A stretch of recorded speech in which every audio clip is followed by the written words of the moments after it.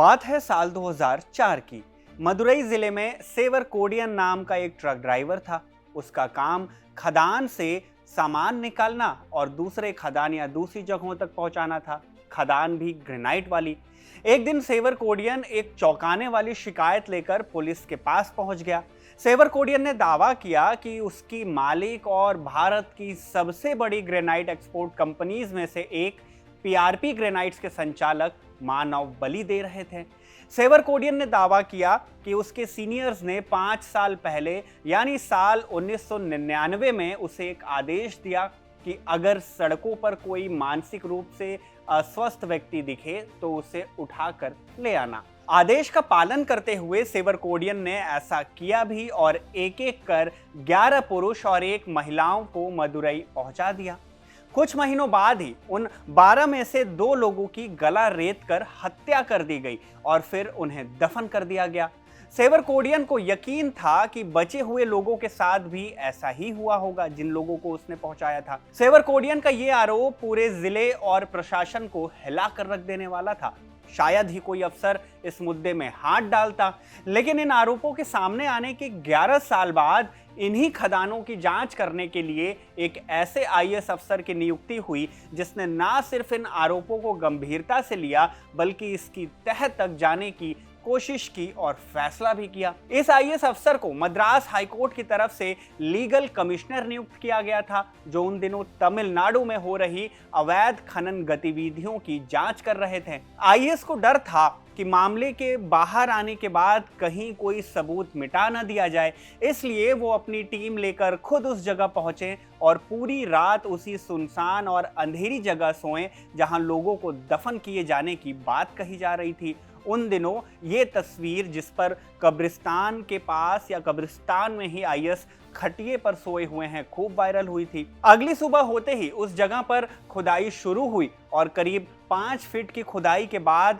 कुछ हड्डियों के टुकड़े मिले। हालांकि हड्डियां तो मिली, पर तब ये शंका थी कि ये हड्डियां इंसानों की हैं या जानवरों की।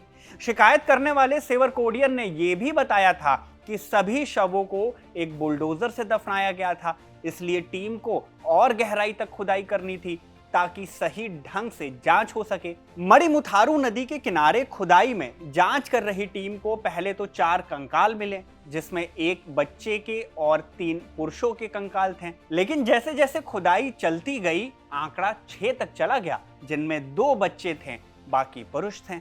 जमीन के अंदर से मिली सभी हड्डियों को मदुरई के मेडिकल कॉलेज में फॉरेंसिक विभाग को दिया गया जांच करने के लिए, लेकिन उनकी उम्र, लिंग और किसी भी तरह की कोई पहचान नहीं हो पाई क्योंकि इन्हें दफनाए 1.5 दशक से भी ज्यादा हो चुका था। कॉज ऑफ डेथ का भी पता कर पाना मुश्किल हो गया था, क्योंकि सेवर कोडियन के आरोप के मुताबिक ये सभी लोग सड़क पर घूमने वाले मानसिक रूप से कमजोर थे, इसलिए इनके चिर परिचितों का पता करना भी मुश्किल था और इसीलिए डीएनए मैचिंग करवा पाना भी क्लोज टू इम्पॉसिबल हो गया था। मरने वाले कौन थे और उनकी मौत कैसे हुई इसका पता तो नहीं चला, लेकिन इस मामले में खदान चलाने वाली पीआरपी कंपनी के मालिक प्लानी सामी और दूसरे लोगों के खिलाफ केस दर्ज कर लिया गया। कंपनी ने सभी आरोपों से इनकार किया। आसपास के ग्रामीणों ने भी बयान दिया कि मड़ीमुथारू नदी का किनारा जहां ये नरकंकाल मिले हैं या निकाले गए हैं, वो जगह बीते कई सालों से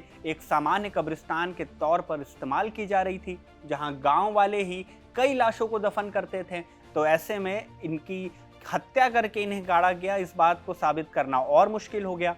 खैर, आईएएस अफसर की टीम ने इस मामले में नरकंकाल तो बरामद कर लिया, लेकिन कोर्ट में हत्या का मामला साबित नहीं हो पाया। इस तरह से यह मामला तो रफा दफा हो गया, लेकिन सेवर कोडियन के आरोपों पर जांच करने वाले आईएएस अफसर ने अपनी 600 पन्नों की रिपोर्ट में यह दावा किया कि ग्रेनाइट स्कैम से तमिलनाडु राज्य को 65,000 करोड़ से भी ज्यादा का नुकसान हुआ है। हम जिस आईएएस अफसर के 2 दशक के करियर का सिर्फ एक किस्सा बता रहे हैं, उनका नाम है यू सगयम। वो आईएएस अफसर जो आज से 1 दशक पहले देश के सबसे बड़े ग्रेनाइट खदान मालिकों की काली करतूतों की तफ्तीश कर रहे थे, उन्हें अब अपनी जान का खतरा सता रहा है। शिद्दत से अपनी नौकरी करने वाले आईएएस यू सगयम ने अचानक वीआरएस लिया, पर क्यों इतने हाई प्रोफाइल मामले का पक्षकार होने के बावजूद राज्य सरकार ने उनकी सुरक्षा हटा ली? इन्हीं सवालों के जवाब तलाशेंगे इस वीडियो में। नमस्ते, मेरा नाम शुभम है और आप खबरगांव देख रहे हैं। उपगरम पिल्ले सगयम उर्फ यू सगयम अगर खनन घोटालों की जांच न भी कर रहे होते हैं तब भी चर्चा में ही रहते हैं। उन्हें तमिलनाडु का खेमका कहा जाता था। 2001 बैच के आईएएस सगयम का 29 साल की नौकरी में करीब 25 बार ट्रांसफर हुआ। एक दफा तो 48 घंटे में ही दो बार ट्रांसफर हो गए। लॉ में ग्रेजुएशन और सोशल वर्क से मास्टर्स करने वाले यू सगयम ने 1989 में सेंट्रल सेक्रेटरीट सर्विस ज्वाइन की। दिल्ली में ट्रेनिंग हुई, लेकिन 7 महीने की नौकरी के बाद उन्होंने स्वेच्छा से इस्तीफा दे दिया। इसके बाद उन्होंने तमिलनाडु पब्लिक सर्विस कमीशन की परीक्षा दी और तमिलनाडु सिविल सेवा में चुन लिए गए। सेवा में सीनियरिटी हासिल करने के बाद उन्हें 2001 बैच में आईएएस के पद पर प्रमोट कर दिया गया।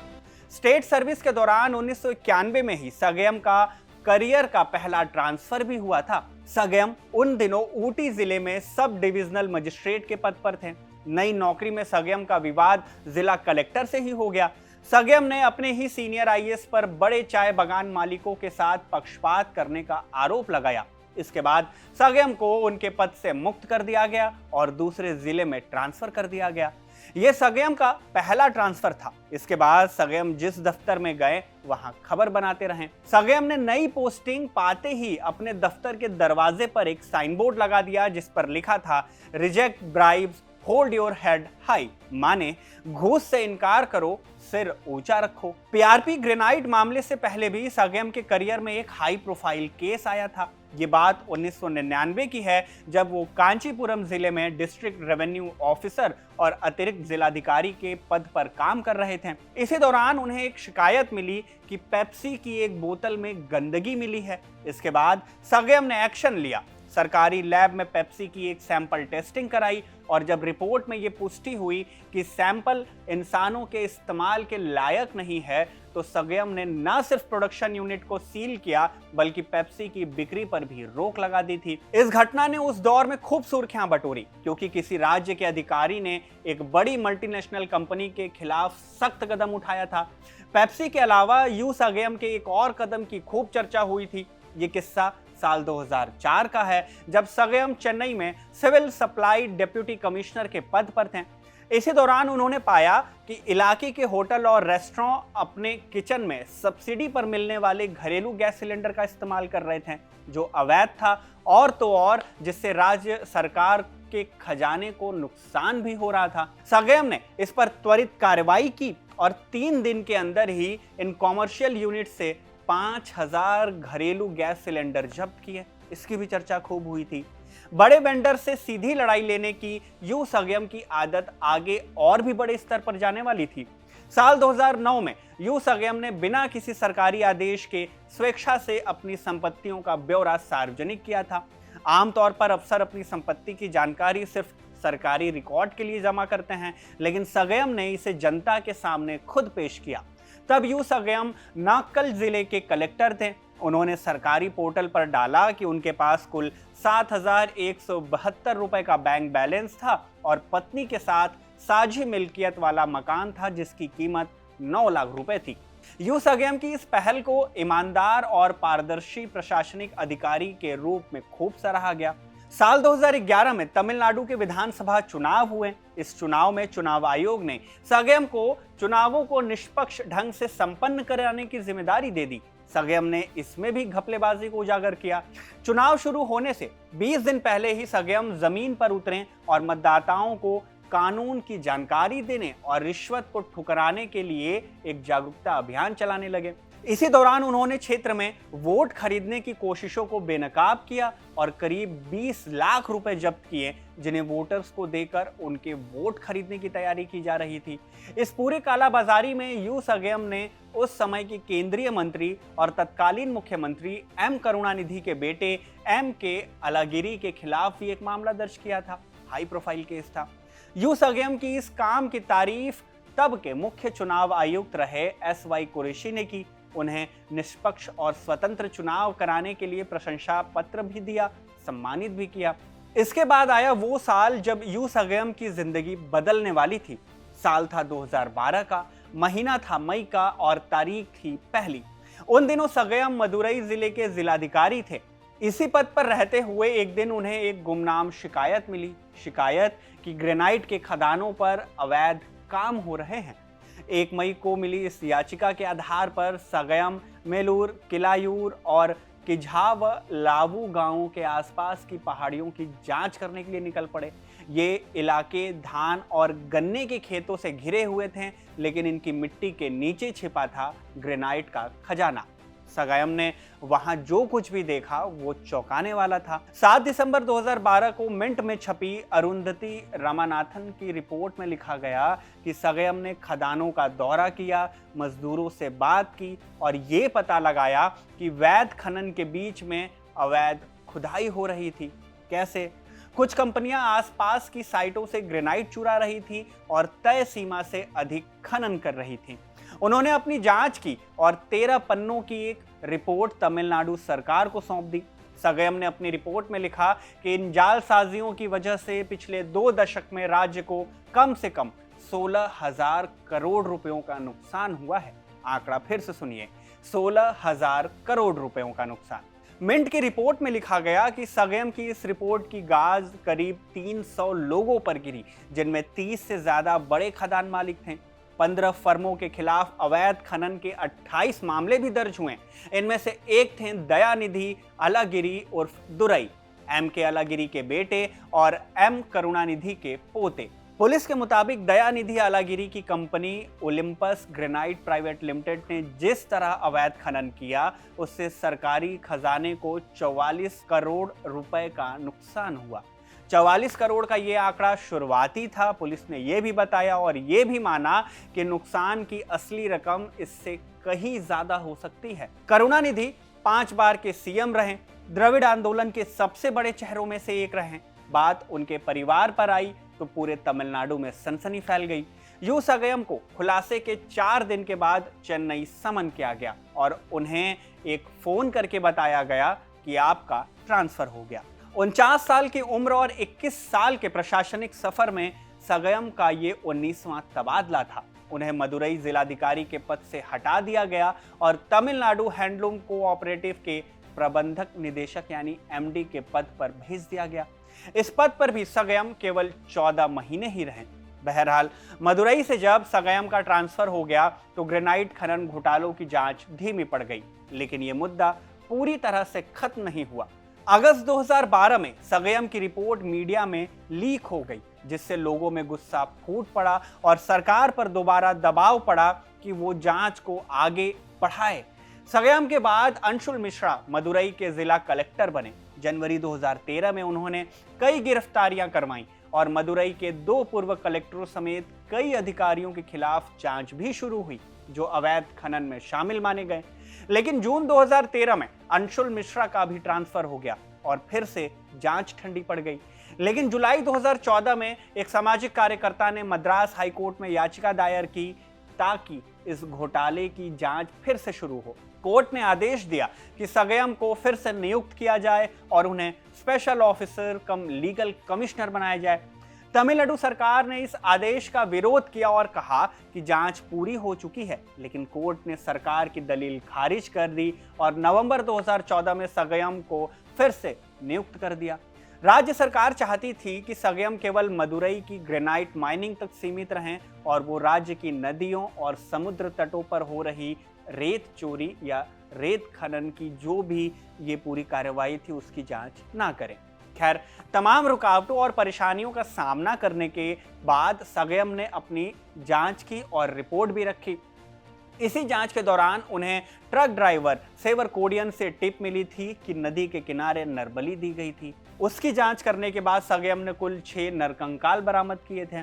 बहरहाल महीनों की मेहनत के बाद नवंबर 2015 में सगयम ने 600 पन्नों की एक रिपोर्ट बनाई और बताया कि ग्रेनाइट खनन माफिया ने बिना इजाजत या नियमों के खिलाफ खनन करके सरकार को 65,154 करोड़ रुपयों का नुकसान पहुंचाया है। इसके अलावा सगयम ने यह भी बताया कि अगर सरकार चाहे तो 1,06,000 करोड़ तक की रिकवरी इन कंपनियों से वसूली जा सकती है। माने सरकार के पास नुकसान की भरपाई करने का रास्ता भी है।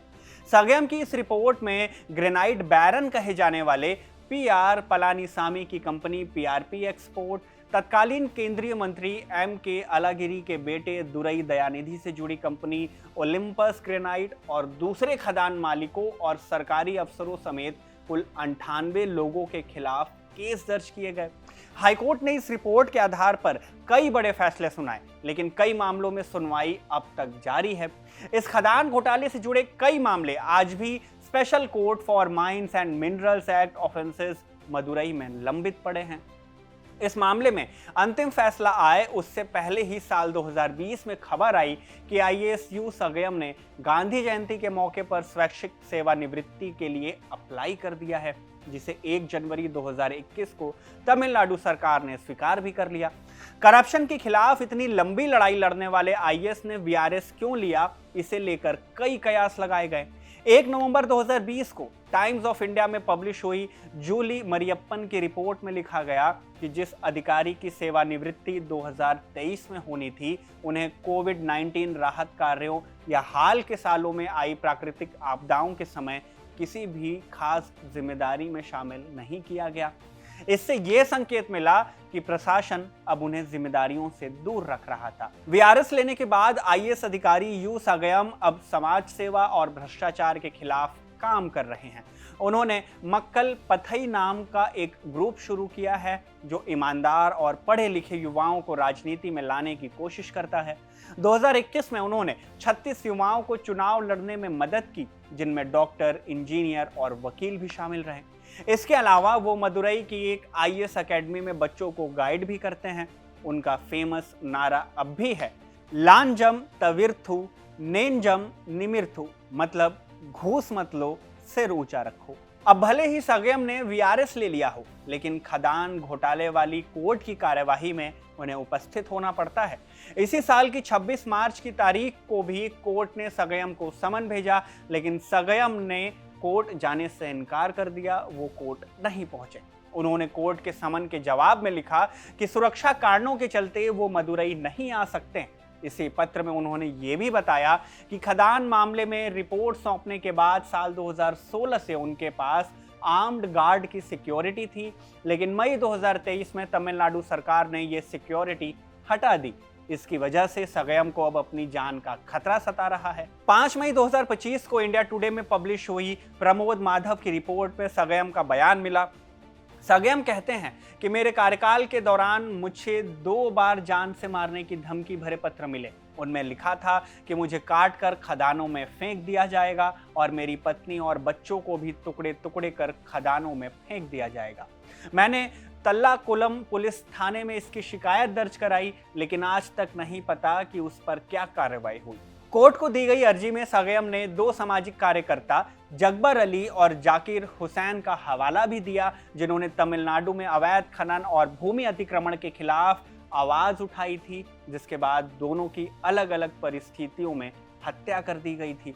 बहरहाल सगयम की चिंता को देखते हुए कोर्ट ने उन्हें वीडियो कॉन्फ्रेंस के माध्यम से पेश होने की सहूलियत तो दे दी, लेकिन उनकी सुरक्षा को लेकर उठे सवालों का जवाब अब तक हमें नहीं दिखाई दिया। तो ये थी कहानी हजारों करोड़ के कालाबाजारी को उजागर करने वाले उस आईएएस की कहानी, जिसे अब अपनी ही जान का खतरा महसूस हो रहा है।